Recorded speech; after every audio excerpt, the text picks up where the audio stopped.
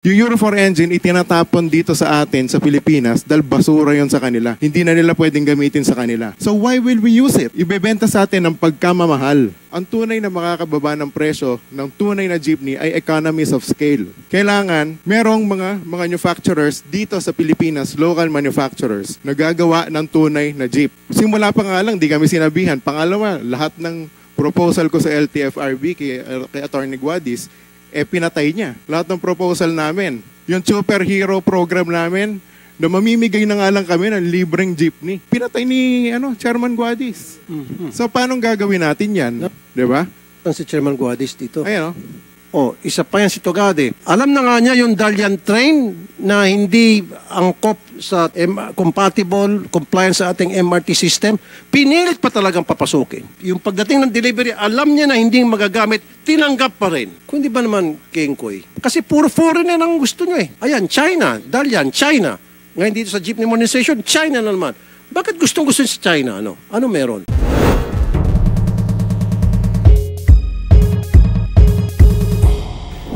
Nandito pala yung mga taga Sarao at Francisco Motors. Nandito ba? Sarao at Francisco Motors.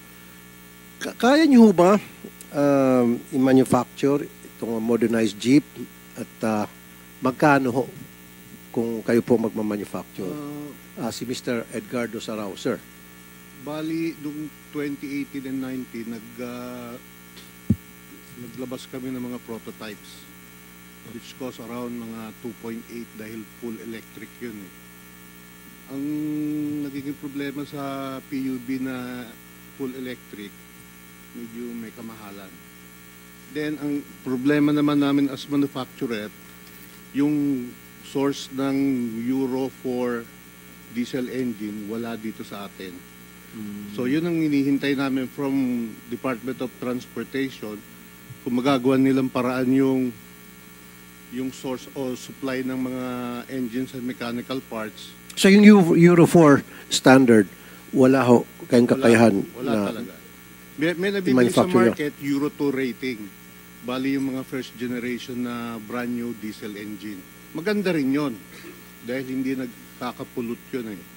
Pero ang magiging problema dahil ang demands ngayon require this Euro 4 diesel engine. Wala ka makukuha except yung mga nasa gray market, yung Chinese paid. Okay. Medyo malabo Mr. Elmer Francisco, kayo po.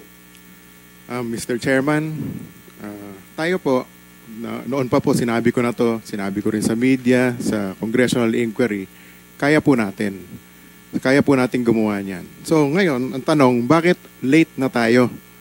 Kasi unang-una, nung ginagawa yung PNS o yung Philippine National Standards na mention ni Yusek Ortega, in fairness, wala pa sila nun sa DOTR, hindi kami kinonsulta. Ang kinonsulta ng DTI para gawin yung Philippine National Standards na manufacturers ay mga manufacturer ng bus sa ibang bansa. So paano may ma-modernize yung jeep kung kukonsultahin mo mga foreign manufacturers ng bus? Di ba? Parang walang connection. So may iwan sa atin ay yung pagtataka na baka may connivance dito.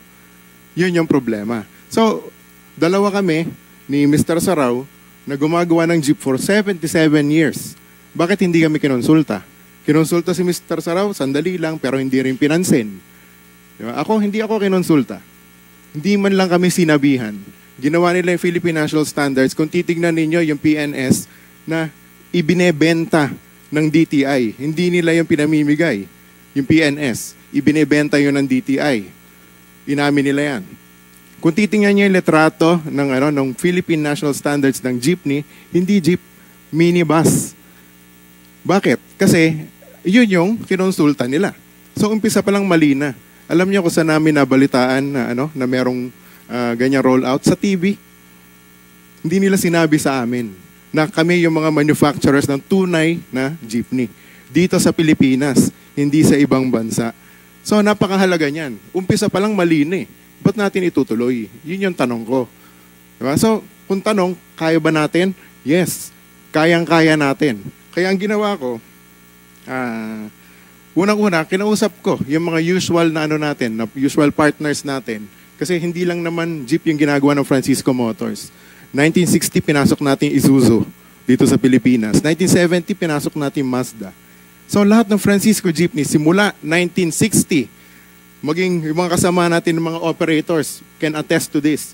1960 up to the present, lahat ng Francisco Jeepney, 100% brand new. And 85% Philippine-made. Hindi yung 25% lang. Di ba? Kasi ngayon, 25% sabi mo locally manufactured, kalokohan yun. It's a way for them to be able to import and call it locally manufactured. So, para sa akin, malaking kalokohan yun. Then next, ang Euro 4 engine ay obsolete na sa mga ibang bansa. Pumunta ka ng China, pumunta ka ng Japan, maski saan, wala nang gumagamit ng Euro 4 engine. Yung Euro 4 engine, itinatapon dito sa atin, sa Pilipinas, dahil basura yon sa kanila. Hindi na nila pwedeng gamitin sa kanila. So why will we use it? Ibebenta sa atin ng pagkamamahal. Napakalaking kalokohan. Kaya mahal yung modernized na mga minibus. Kasi Euro 4 engine, Euro 5 engine, sobrang mahal, hindi na ginagamit sa ibang bansa. Ngayon, hindi jeepney yung ibinebenta nila. In contrary, with all due respect to Yusek Ortega, sinabi niya na, okay, it's a marketing concept na kapag maraming competitors, bababa yung presyo. But I beg to disagree. Ang tanong ko sa kanila, ilang negosyo na po ba yun na nasimulan ninyo at naipundar ninyo? Kami, 77 years na kami dito sa industriya. Ako personally, 32 years na. Pinasa ko na nga sa anak ko eh. Siya na yung presidente at CEO ng Francisco Motors.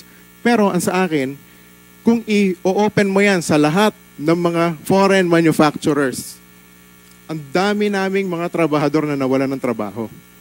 Dahil inopen mo sa foreign manufacturers. Hindi totoo yun ang makakababa ng presyo. Ang tunay na makakababa ng presyo ng tunay na jeepney ay economies of scale. Kailangan merong mga manufacturers dito sa Pilipinas, local manufacturers, na gagawa ng tunay na jeep. Yun ang dapat mangyari. Hindi tayo dapat yung directly importing lang. Hindi pwede yun. Kasi hindi tayo makaka-achieve ng economies of scale. Sabi nila merong 60 plus o 59 o 60 plus na accredited ng LTFRB. Wala po kami ni Mr. Saraudo sa listahan na yun. Wala kami doon. Wala kaming certificate of compliance pa. Bakit? Kasi simula pa nga lang, di kami sinabihan. Pangalawa, lahat ng proposal ko sa LTFRB kay Atty. Guadis, pinatay niya. Lahat ng proposal namin. Yung superhero program namin, na mamimigay na nga lang kami ng libreng jeepney. Pinatay ni Chairman Guadis. Mm-hmm. So, paano gagawin natin yan? Di ba? Ang si Chairman Guadis dito. Ayan,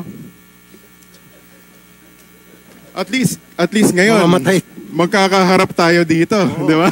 Parang mamamatay ka ng mga jeepney. Ang problema, units. Ito, Mr. Chairman, ang problema ko, nakausap, full disclosure, kasamahan ko si Secretary Bautista sa Rotary Club. Kaya nakakapag-usap kami ng diretso. Meron akong pinropose sa kanila, inassign ni Secretary Bautista si Chairman Guadis. Dito sa natutukan to. Nag-set si Chairman Guadis, nag-agree kami ng meeting schedule. Siya yung nag-set. Siya yung hindi umattend. Totoo to. We are under oath. Diba? Siya hindi umattend. Nagpadala siya ng representative, si Atty. Cofino, from the legal division ng LTFRB. Pinresent ko yung buong programa kay Atty. Cofino. Siyempre, nirelay na sa isa, nirelay sa dalawa, nirelay sa tatlo. Pagdating kay Atty. Guadis, iba na yung kwento. Nung kinausap siya ng DCRH, sinabi niya doon, point by point, lahat mali. Bakit? Kasi hindi niya naintindihan kung ano yung proposal namin kasi hindi nga siya nag-attend. Hindi rin siya nakipag-usap tungkol doon. Kaya nga, sabi ko, klarong-klaro. Meron pang isang point na I'll get to that point in just a little while. Ngayon, matibay ang Francisco Jeepney. Gamit nila yan. Kahit sila Ka-Obet, sabi ni Ka-Obet dati sa TV, pag Francisco ang jeepney, maski sa butika makakabili ka ng pyesa. Sabi mo yan, Ka-Obet. Di ba? Totoo yan. Dahil ang gamit nila hanggang ngayon, nung iba sa mga operators natin, Francisco Jeepney pa rin, o Sarao Jeepney, nagawa namin 30 to 50 years ago. Hanggang ngayon, tumatakbo pa rin. Pero yung mga minibus na imported, 3 taon pa lang, zombie na itsura. Thank you, Mr. Francisco. Mr. Chair, Ah, Mr. Chair, excuse me po. Okay, sandali po, mabilis na question to, kasi nabanggit kanina ni Mr. Edgardo Sarao at saka ni Mr. Francisco yung Euro 4 engine. Yun yung ni-require nyo dito. Number one, kung totoo yung sinasabi nila na basura na yung sa ibang bansa, bakit natin gagamitin dito? Bakit nyo i-require yung mga modernized jeepney na kailangan Euro 4 engine ang gamitin? Mr. Chair, may I be recognized again?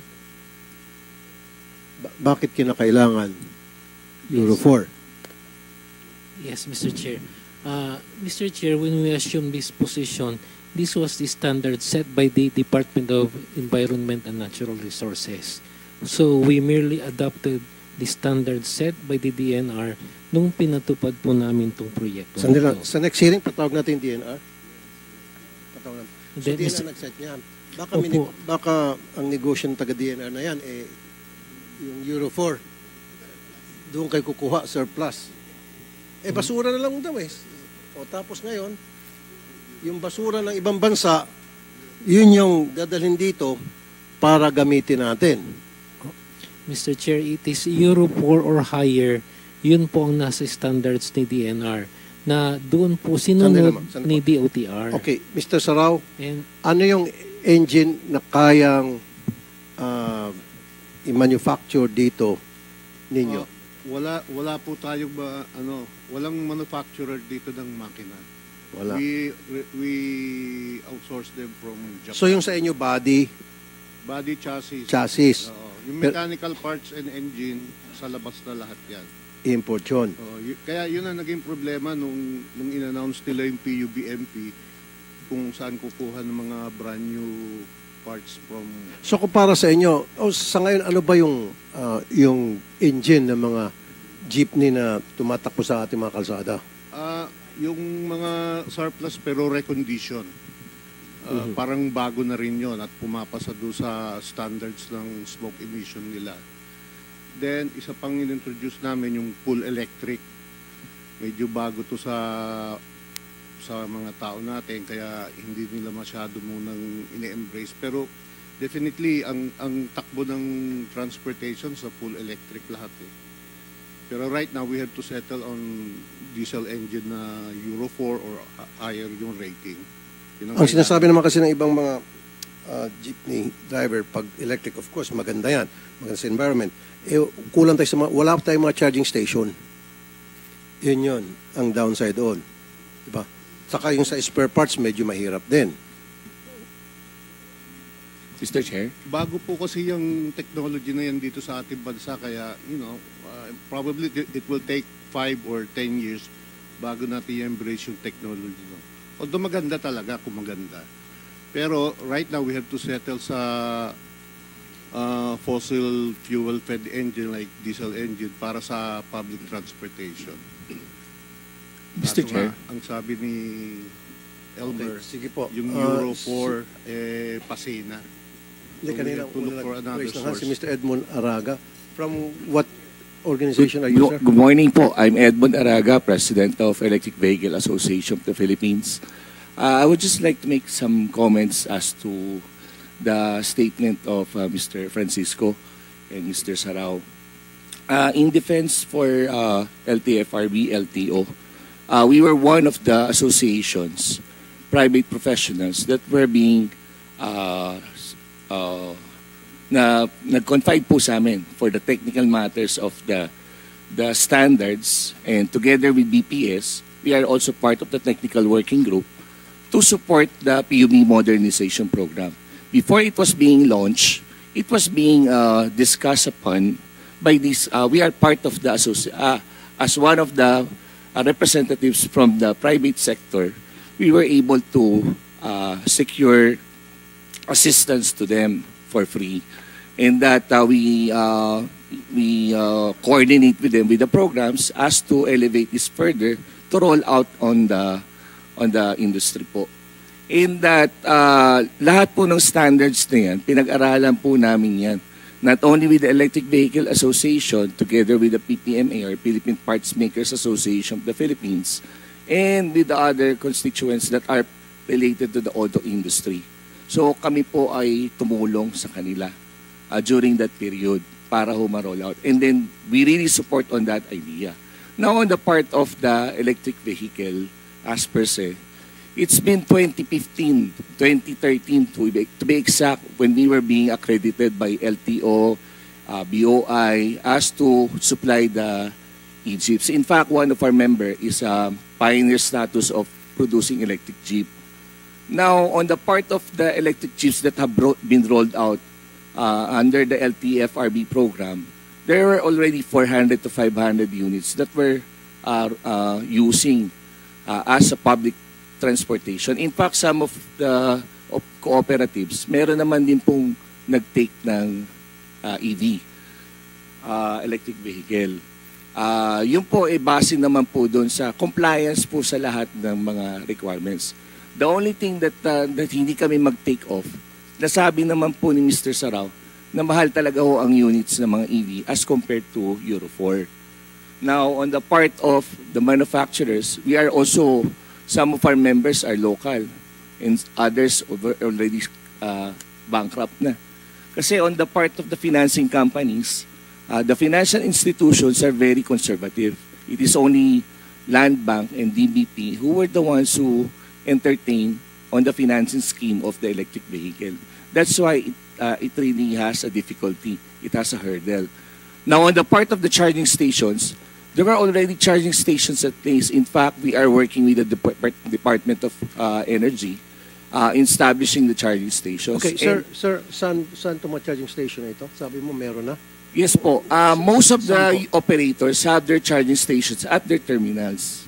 So for them to operate and continuously working to sustain the operation, may mga terminals po sila na nag-charge na po in place. So bawat terminals? Meron po. Meron po. And that there have, as part of the cooperative or requirements po nila, may mga sariling garahe, doon po nila charge yung mga units po nila. In fact, yung iba po, hindi na charge, swapping station. So may mga nagsaswap po ng battery to continuously sustain the operation. Okay, thank you po. Thank you po. I'd like to recognize the presence of Governor Dong Padilla. Governor, meron ho kayong gustong sabihin? Sir. Good morning, Mr. Chair. At sa lahat po ng nandito. Kami po ay, especially sa local government, kami po ay buong-buo ang suporta, especially sa modernization program. Ang sa amin po, punto de vista ng local government, nakikita po namin sa merkado, especially sa kalsada ngayon natin, we may need to modernize at least 250,000 jeepneys. Ngayon po, kung ito po ay ibibigay sa lokal na manufacturers, katulad po ng Sarao and Francisco, na ito naman po mga local manufacturers na ito ay mahaba na ang karanasan sa pag-manufacture ng jeepneys. Ngayon po, kung sila po ay susuportahan ng atin pong pamahalaan, na ito pong 250,000 jeepneys ay ibigay sa lokal, sapagkat nakakalungkot naman pong tignan kung yung mass transport natin ay ibibigay pa natin sa imported. Dahil kung titingnan po natin, lahat po tayo siguro dito, 100% imported na sasakyan ang sinasakyan natin.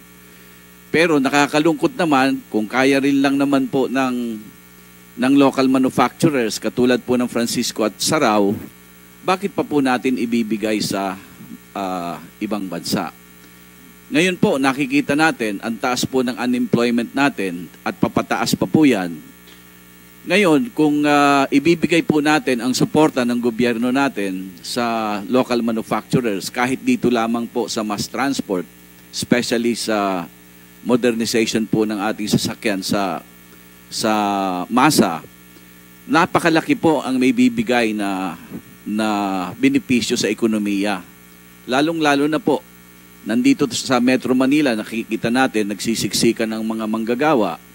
Nandito po ako dahil sinusuportahan ko po yung inisyatibo po ng Francisco dahil sila po ay yun pong kanilang production line ay ilalagay po sa amin pong economic zone sa Camarines Norte.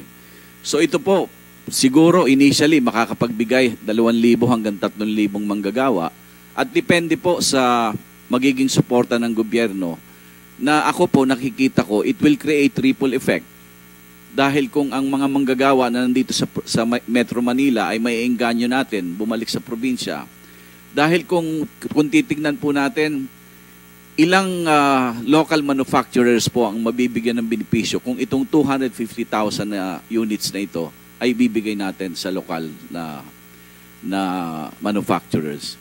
Ngayon po, doon sa punto de vista naman po, pinag-usapan na po namin ito sa Regional Development Council. Yun pong issue ng route plan. Ay, suportado ko po yung binanggit mo kanina, Your Honor. Ano po ay, nakikita po namin, kasi ako po, 9 years po akong naging mayor at ngayon po ako ang governor ng aming pong probinsya. Nakita ko po na malaki ang magagawa ng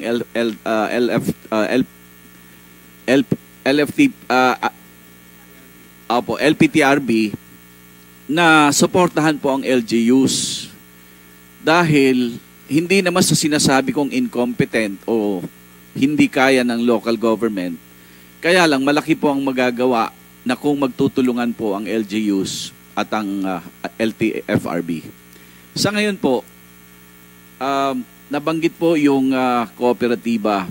Naintindihan ko po yung concern nila.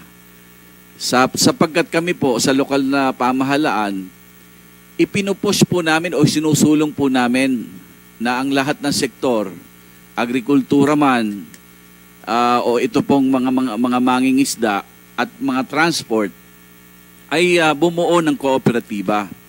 Hindi ko po masyadong maintindihan bakit ang ilan sa atin pong hanay ng mga tsuper ay ayaw pumasok sa kooperatiba.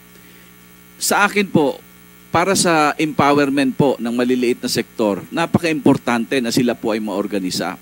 Sapagkat nakita po natin sa mga mauunlad na bansa, ang transport po talaga ay organisado, pinatatakbo ng isang kooperatiba.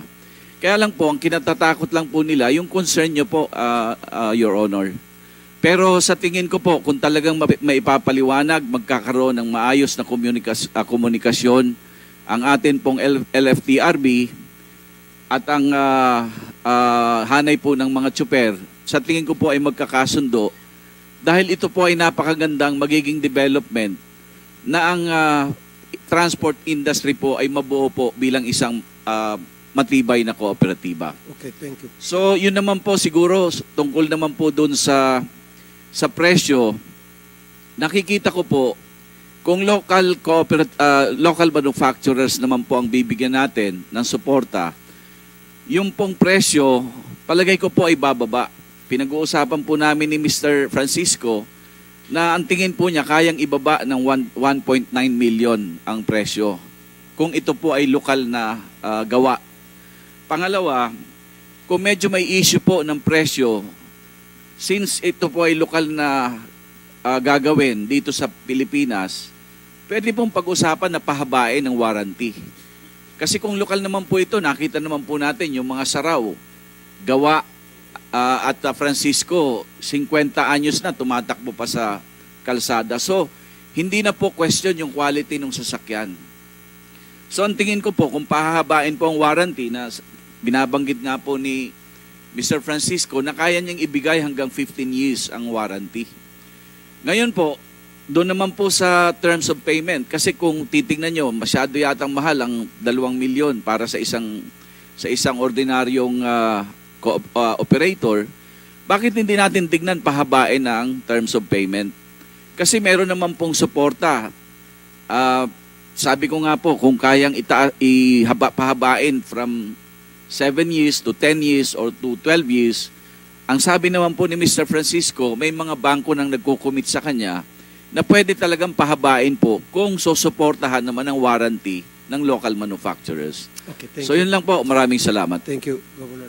Mr. Chairman. Tama nga naman yung punto ni Governor Padilla. Siguro habaan, siguro sa bangko kakausapin natin from 7 years to 10 years, 12 years para yung monthly amortization bababa din. So may kikitaan pa rin yung jeepney driver. Meron siya may uwi sa kanyang pamilya, di ba, at the end of the month. Nakikita ko isa sa mga reason bakit hindi matuloy-tuloy din po itong programa, may mga tumututol. Hindi niyo po na i-disseminate yung information properly. Ito na nga po yung sabi kanina sa opening statement ko. Public Transport Information and Management Center, 319 million na pinondo from DOTR to LTFRB. Ito po yung na-flag down ng COA noong 2021. Ito nga sana yung gagamitin yung pondo para ikalat yung impormasyon sa lahat ng stakeholders. Route Rationalization Program. Binigyan kayo ng 45 million. Pero hindi rin po nagastos. See?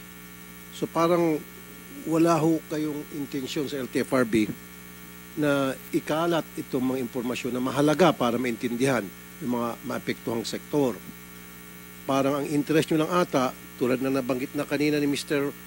Elmer Francisco, kumonsulta sa mga taga-ibang bansa na wala namang kinalaman sa programa natin sa jeepney modernization. Kukonsultahin yung mga manufacturer ng bus, jeep yung pinag-uusapan. At imported pa. At parang nabastos pa po yung mga local manufacturers natin. At nasabi ko rin po kanina, nabanggit din po ni Governor Padilla, malaki pong may tulong to sa ating ekonomiya pag suportahan po natin yung local manufacturers natin. Huwag po natin ibigay sa ibang bansa. And that will generate big employment pag locally manufactured. Mr. Chair? Mr. Chair. Meron lang ako, no? Yes. With your Senator indulgence. Curious lang ako, no? Pwedeng si Mr. Francisco or Mr. Sarao sumagot. Kasi maganda nga, gusto natin buhayin yung local, supportahan yung local manufacturers para magkaroon ng employment. Ang problema kasi, Mr. Chair, mataas yung, yung modern jeep, 2.8. Halimbawa, economics of scale, halimbawa, 30,000, 50,000 ang makakuha nyo. Gaano kababa nyo tingin maibibigay? Kasi mas, pag konti na kasi, siyempre, mas mahal yun, given yun. So, hanggang magkano kaya na yung abot kaya ng ating mga operators? Paano maisasagad? Bawa, may 20,000, 30,000 ang units sa order sa inyo. Kahit sino po sa inyo pwede sumagot. Mr. Chairman, ako po muna pinauna ni Mr. Sarao. So, nabanggit po ni Governor Padilla yung presyo namin. Nauna na po ako nakapag-declare sa media, pati sa Kongreso, na yung unang 1,000 na units na magpapareserve sa Francisco Motors, of which lumampas na po kami doon. Yung first 1,000 units, committed po ako doon. Bibigay ko na 985,000 pesos. Yung first 1,000 units. Yun po. Ngayon, yung lampas po, dahil nasa 1,300 units na po yung nagpapareserba, yung lumampas po ay 1,997,000.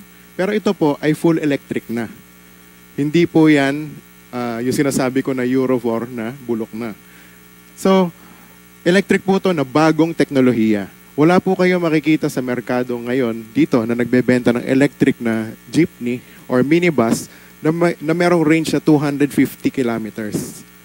So, 250 kilometers po yan. Yung 2021 model po natin, 100 kilometers lang po yung range niyan. Ito pong bago, 2025 model na po, na isasubmit namin sa DOTR sa mga mid-July po. Isasubmit po namin para makakuha tayo ng bagong Certificate of Compliance.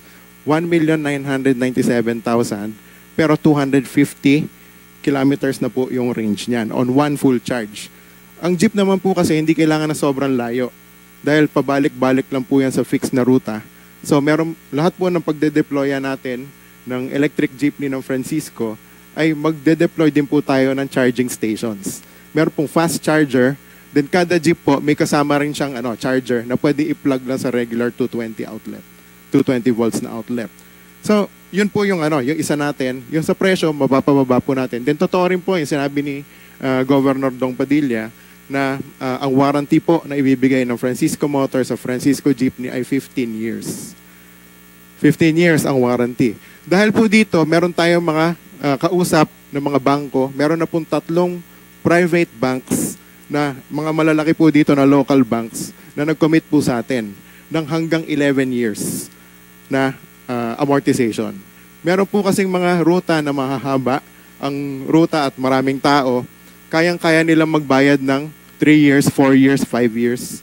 Pero meron po mga may iksing ruta na konti ang mga pasahero na na-compute na po namin hanggang 11 years kaya po nilang bayaran.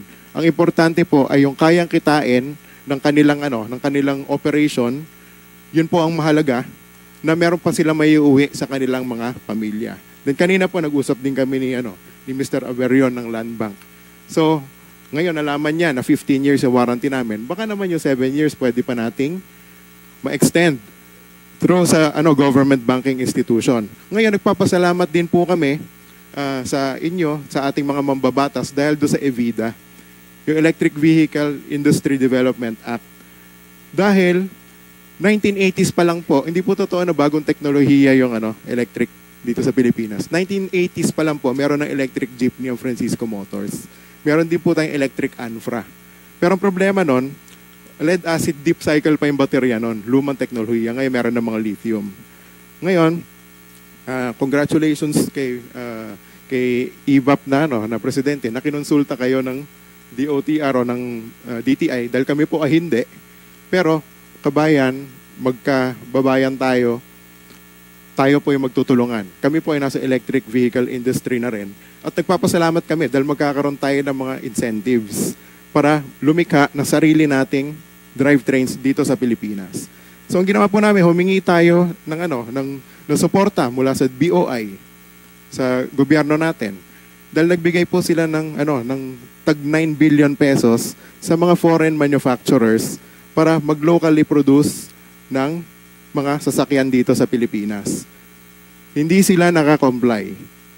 Yung pangatlong component po na isang 9 billion pa, hinihingi po natin sa BOI CARS program. Noon pa po, 2018, 2019, hinihingi po natin. Ayaw po nila ibigay sa atin. So ang tinatanong ko po, Mr. Chairman, bakit ayaw nila ibigay sa local manufacturer kung ibibigay naman nila sa foreign manufacturer?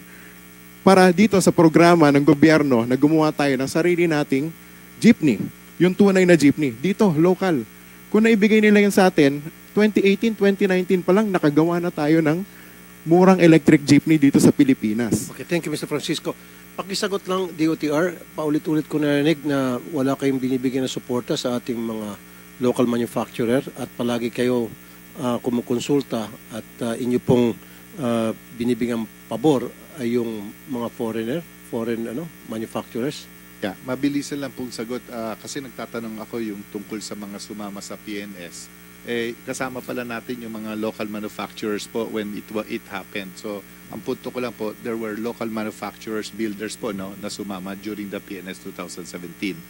Next po, dito po sa DOTR kasi wala po kaming programa yung sinasabi nyo po na tutulong sa local manufacturers. Siguro po pwede nating imbitahan taga DTI po kasi meron po silang programa doon, yung DTI, that will help the local manufacturers. Baka po doon tayo pwedeng lumapit para yung programa nila ay maibigay natin dito sa local manufacturers. Kaya siguro next time, DOTR, imbis na kumonsulta kayo sa mga